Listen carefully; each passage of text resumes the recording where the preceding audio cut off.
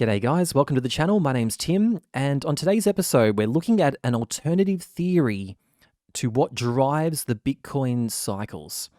And I've got on the screen right now the 2013, the 2017, and the 2021 cycles as measured from the bottom of the macro market's major correction dates.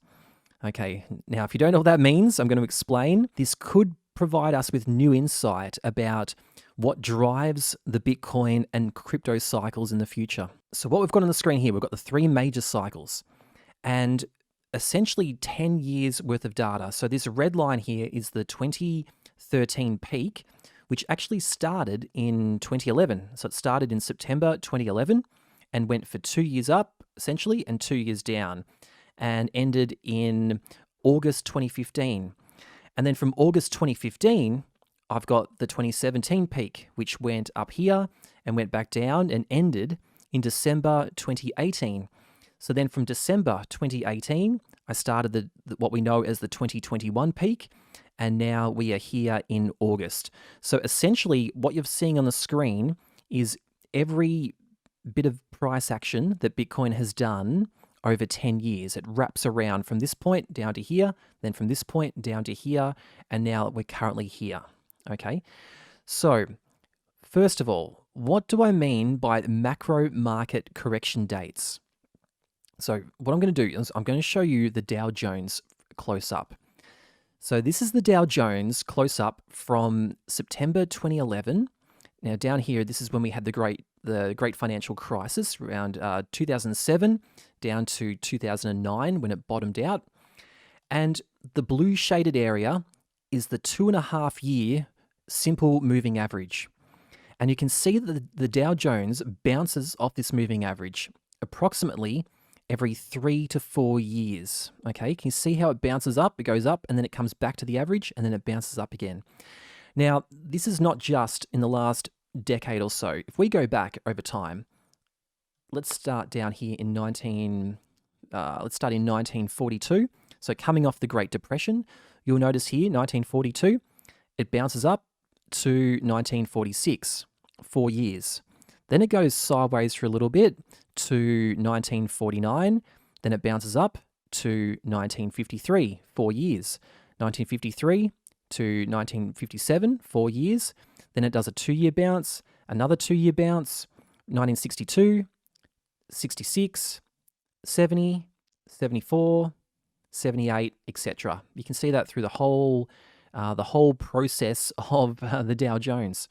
So there is a very clear 4-year cadence for the Dow Jones Industrial Index. Okay, now let's have a look at some of the other markets as well. So what I've got on here is the Dow Jones in blue, which is what we just looked at, the dark blue. And I've put these red lines to show where those bounces are, just to make it easier so we can compare to the other markets. Now, I've got on here the Hang Seng Index, which is the Chinese stock exchange in light blue. I've got the All Ords, which is Australia, and I've got the S&P 500, another American. So what you can see is they all correlate in terms of when they bounce. You can see these very clear dips right here, September 2011, then right here around August 2015, then again here in December 2018, dip, dip, dip, dip, and then even in the COVID crash in 2020, dip, dip, dip, dip. So they all tend to bounce with the same 3 to 4 year cadence. So using those exact dates, September 2011, August 2015, and December 2018, I've got the 3 major Bitcoin cycles starting from those dates overlaid on the same page. I've also put in the Bitcoin halving dates, which were here. So 28th of November 2012, 9th of July 2016, and the 11th of May 2020. Now, the first thing that struck me when I looked at this was that the peak here, well, the peak so far for 2021 was on the 14th of April right here. And by starting from these same exact points, by chance, the 2017 peak lined up to the day.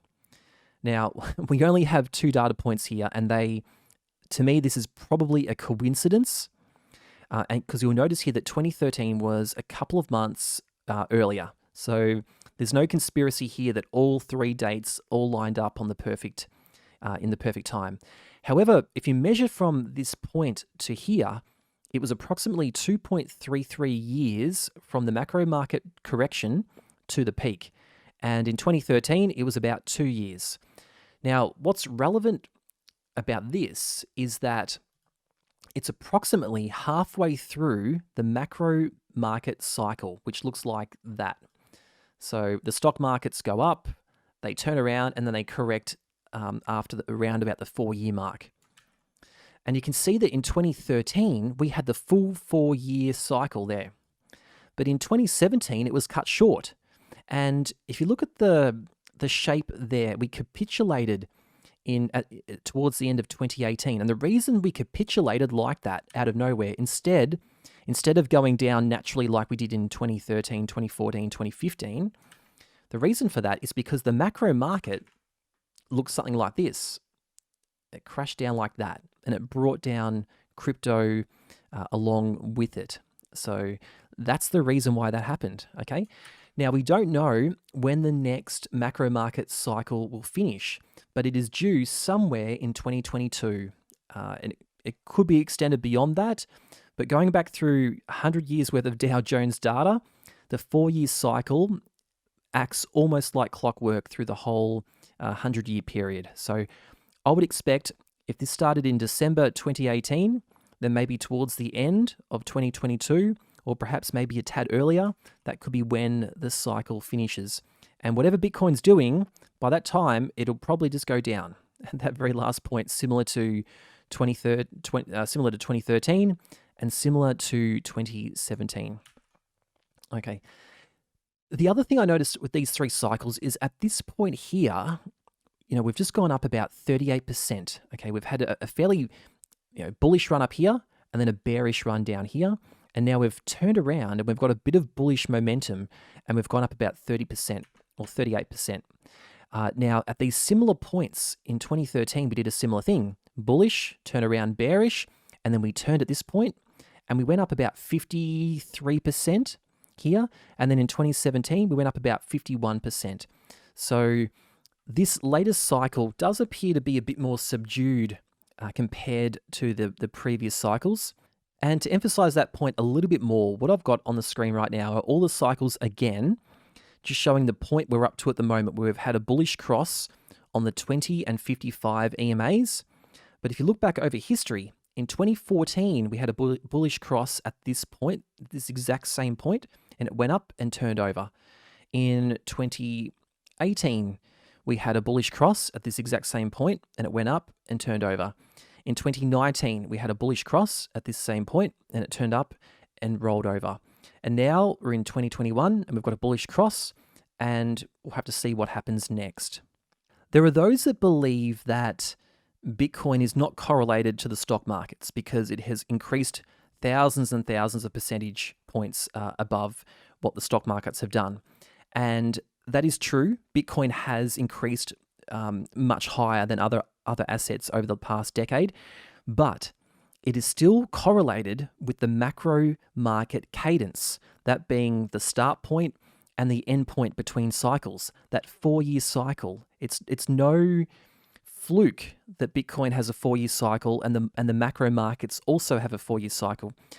Now, if we look at Bitcoin's market cap, it's right here. It's ranked about 9 with some of the largest assets in the world here. With you've got Apple and Microsoft. You've got gold at $11.4 trillion. So Bitcoin's about 700 billion, but at its peak, it was over $1 trillion. And crypto in general is about 1.6 trillion at the moment, and it peaked around 2.5 trillion or so.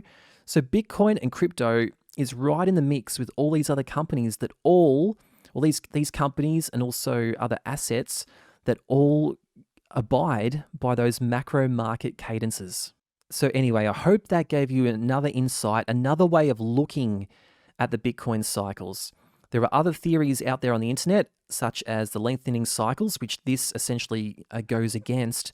This shows that Bitcoin is correlated with these markets, and that's what causes the cycles. Sometimes they're 4 years, sometimes they're 3.3 years, like we saw in the 2017 run.